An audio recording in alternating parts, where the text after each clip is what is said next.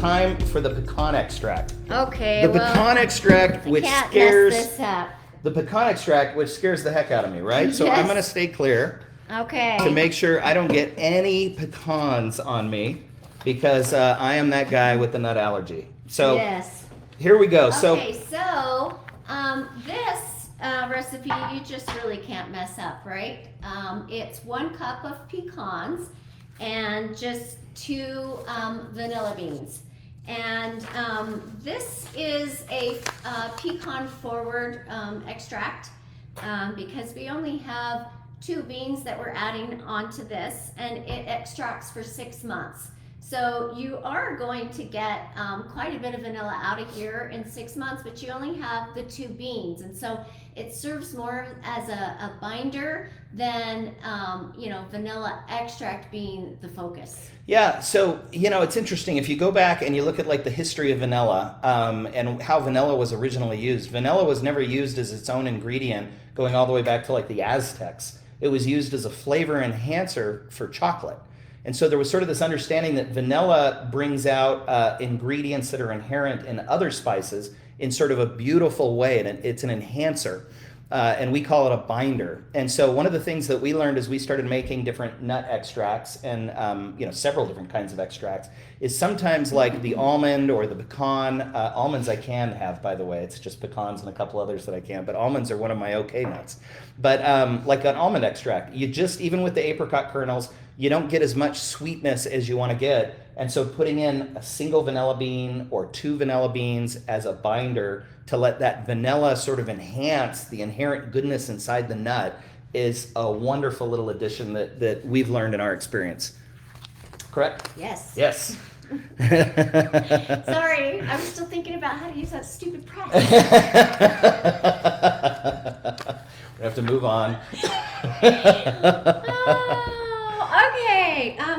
We got these adorable measuring cups from some dear friends, and they're just beautiful. They are I just gorgeous. Love them. We just opened this morning. Yep. It is just so fun. We just have so many good friends out there. Yes, we do. It's beautiful. So we'll be using that. So what have you measured here? How many It's pecans? 1 What are we doing? cup. 1 cup of pecans. Mm-hmm. Okay. And they pour in nicely. Mason jars are wonderful for all the reasons we talked about for nuts and others. Easy in, easy out. And the nuts always hold their shape, right? It's not like they get soft, and so you want to have... Well, this one is just about ready to finish. And so, this is 6 months in, and those pecans still are whole and look beautiful. Yeah. So I've got, another few weeks, and then we'll have finished pecan extract. And I'll hold this up kind of, to the light here. You can see, you can't even see through it. I mean, the pecan extract is just as dark as the vanilla extract. And the smell is amazing. It looks exactly like vanilla extract. So we'll have to have it labeled really, really clearly when we put it into our use jars. But it's beautiful. It's a dark amber vanilla extract color. And that's just after 6 months. Yep. Okay, I've got my seam ripper because it really is my favorite way to just open these up really fast. Another tip that we learned from our group, I'm not sure, I can't remember who it was. Are these roasted pecans or raw? These are not roasted pecans, they're raw, but that is an option that you can try. Is add a little toastiness. We've done that with hazelnuts, where we roasted them, and you get a little bit of a toasty nut. With the ones that we've done, though, they've always been raw. We have not done roasted pecans, but we'd love to hear what you guys are doing. Are you doing raw or roasted?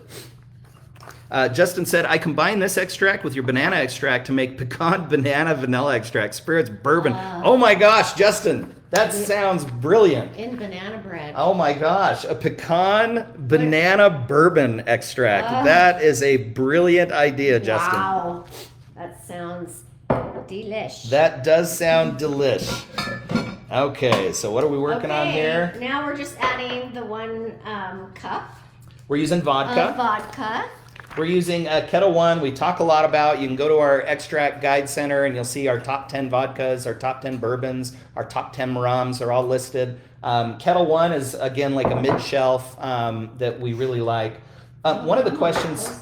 Yeah, one of the questions that has come up a couple of times is when we are topping off. We didn't really get into that in the winter spice, but we will sometimes blend similar spirits. So in other words, if we started our pecan extract or our mocha extract with like a Kettle One vodka, and then it's time to change it out, and we only have a Svedka or a Smirnoff, and we don't have the Kettle One, we don't mind within the same type of spirit topping off with different, vodka with vodka. We haven't really noticed the difference, but Well, they're all pretty much middle shelf vodkas.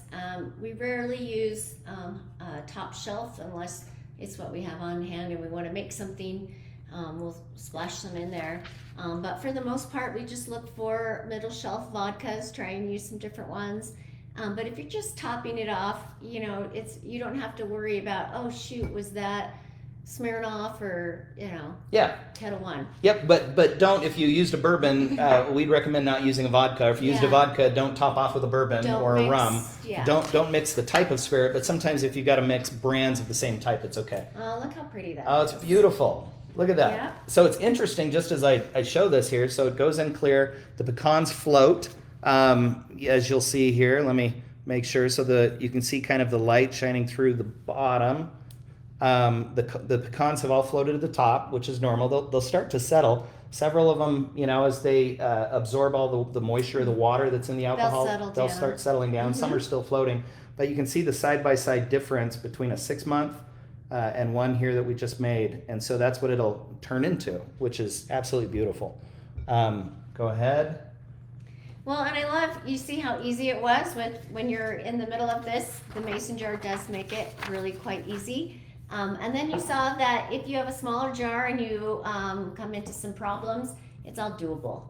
So that's kind of what we wanted to do in the group, is just to try different techniques again and see how they all how they're all different. Julie said, geez, Paul and Jill, I had a pecan roll ready to send for Christmas. I always say, I always feel bad that I'm the nut allergy guy, but that's very kind of you to even think of us, Julie. That's awesome.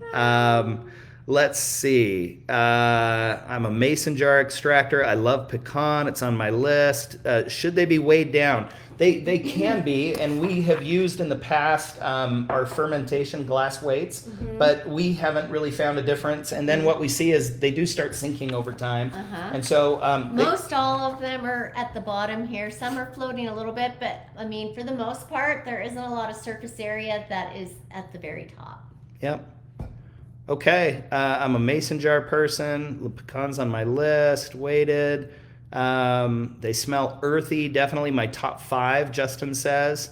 On the Congo beans, we love Congo. They're kind of this earthy Mediterranean fruit, figs, dates, so subtle fruit, but earthy, rich, perfect for nuts. Yes. Yeah, we thought it was a perfect marriage for nuts.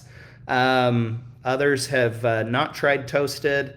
I have Papa's going too. I did the one in the Alaska. I'll find out which is better in about 6 months of the different vodkas. Or rums, I guess you're talking about. When you say I have Papa's going, I'm not sure what that is. The book suggests using in cornbread. Absolutely. It's lovely. And so you'll see several of our recommendations in the book on how to use them and what we've used them with and where we like them. So, especially if you don't have nuts on hand, but you want to add a little bit of that nutty into all of these recipes, and throw it in there. Throw it in there. Very good. Okay, so that's our pecan extract. So we're gonna cap it, and we're gonna check back with it in 3 months, right? So that'll be 3 shows from now. Yep. So I'll put the date on the bottom, and then my 3-month marker just on the side here. There you go.